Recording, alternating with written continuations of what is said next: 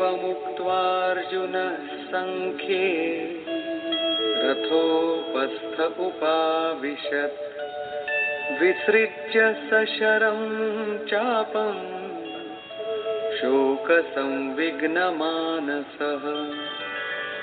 संजय बोला कि रणभूमि में शोक से उद्विग्न मन वाला अर्जुन इस प्रकार कहकर बाण सहित धनुष को त्याग कर रथ के पिछले भाग में बैठ गया, अर्थात क्षेत्र क्षेत्रज्ञ के संघर्ष में भाग लेने से पीछे हट गया। निष्कर्ष, गीता क्षेत्र क्षेत्रज्ञ के युद्ध का निरूपण है। यह ईश्वरीय विभूतियों से संपन्न भगवत स्वरूप को दिखाने वाला गायन है। यह गायन जिस क्षेत्र में होता है वह युद्ध क्षेत्र शरीर है, जिसमें दो प्रवृत्तियां हैं, धर्म क्षेत्र और कुरुक्षेत्र। उन सेनाओं का स्वरूप और उनके बल का आधार बताया। शंख ध्वनि से उनके पराक्रम की जानकारी मिली। तदनंतर जिस सेना से लड़ना है उसका निरीक्षण हुआ, जिसकी गणना 18 अक्षौहिणी अर्थात लगभग 6.5 अरब कही जाती है, किंतु वस्तुतः वे अनंत हैं। प्रकृति के दृष्टिकोण दो हैं, एक इष्टोन्मुखी प्रवृत्ति दैवी संपद, दूसरी बहिर्मुखी प्रवृत्ति आसुरी संपद। दोनों प्रकृति ही है। एक इष्ट की ओर उन्मुख करती है, परम धर्म परमात्मा की ओर ले जाती है, और दूसरी प्रकृति में विश्वास दिलाती है। पहले दैवी संपद को साध कर आसुरी संपद का अंत किया जाता है, फिर शाश्वत सनातन परब्रह्म के दिग्दर्शन और उसमें स्थिति के साथ दैवी संपद की आवश्यकता शेष हो जाती है।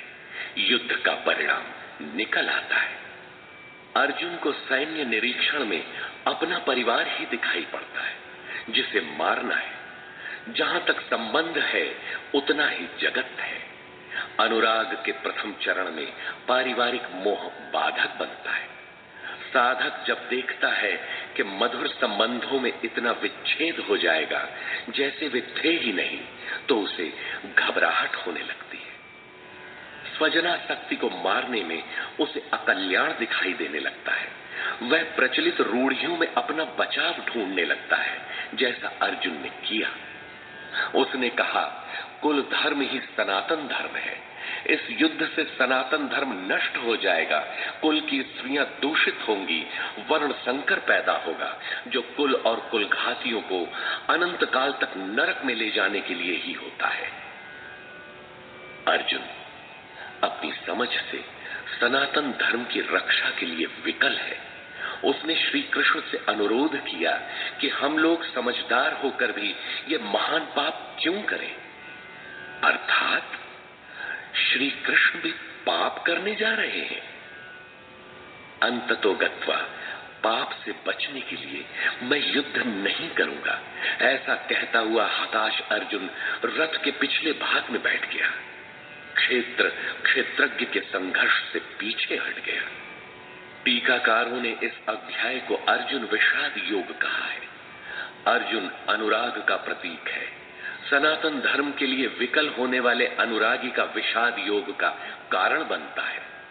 यही विषाद मन को हुआ था। हृदय बहुत दुख लाग, जन्म गयऊ हरि भगति बिनु। संशय में पड़कर ही मनुष्य विषाद करता है। उसे संदेह था कि वर्ण संकर पैदा होगा जो नरक में ले जाएगा। सनातन धर्म के नष्ट होने का भी उसे विषाद था। अतः संशय विषाद योग का सामान्य नामकरण इस अध्याय के लिए उपयुक्त है।